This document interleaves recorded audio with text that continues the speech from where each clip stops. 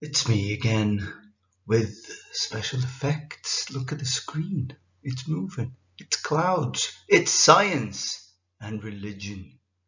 Yeah. Okay, so let's begin. So the simplified version, and without music, without any art. Maybe I'll add something later, but this video will be very simple. The simplified version is this: science is what we can know, and religion is what we believe. There, think about that for a second. Now, there's a lot more we can say, but I'll flat out say that what really makes the world different and what makes me call the Enlightenment the beginning of modernity is that there's something which we call the scientific attitude, which changes.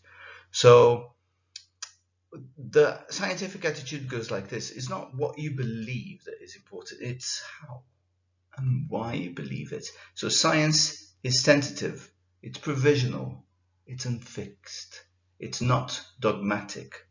Now, some people think that because science is provisional and tentative and unfixed, it's not as good as religion. But dogmatic means that it's the truth and you can't question it. So lots of wars of religion were being fought because people couldn't agree on certain things about religion, about the nature of God.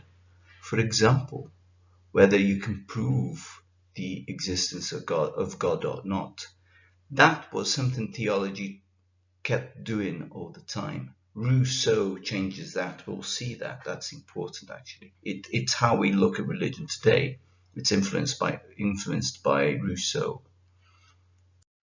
So the rise of science in the 17th century is really spectacular. It changes everything. It changes the way we understand the world. So what makes us more modern in comparison to other periods is the fact that we have science.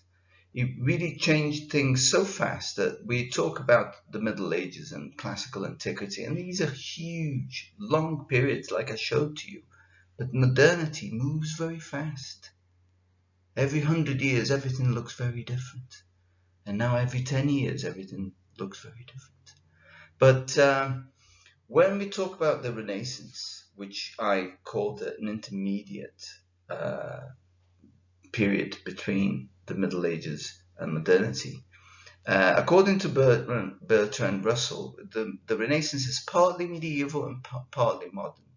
Yeah, and he claims that, for example, Aristotle and Plato would understand everything in the Renaissance, all the philosophers and all the science produced, but Isaac Newton would be unintelligible to both Plato and Aristotle. They would not be able to understand that at all.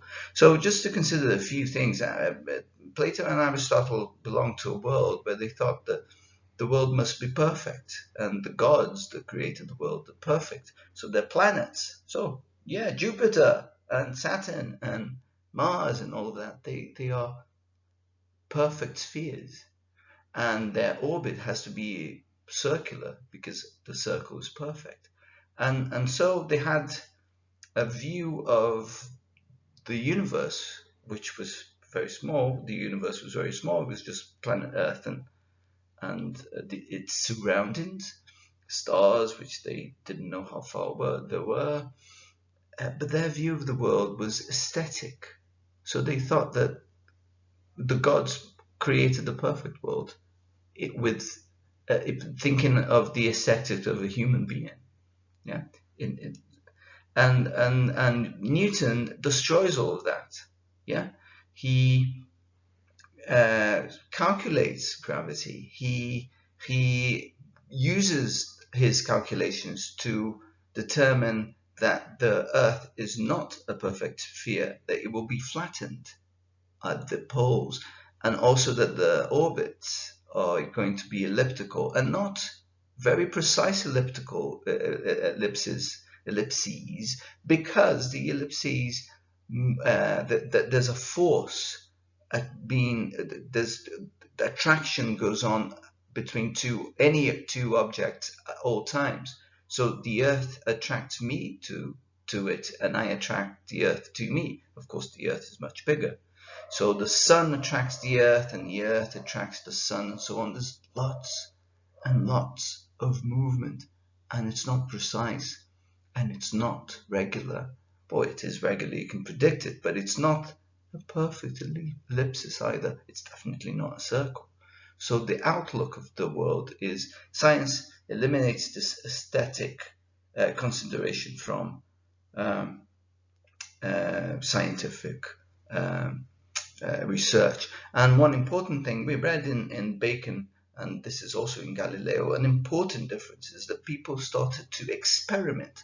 So they had to experiment because you couldn't reach certain conclusions or attain knowledge with just logic or argument. You really had to experiment.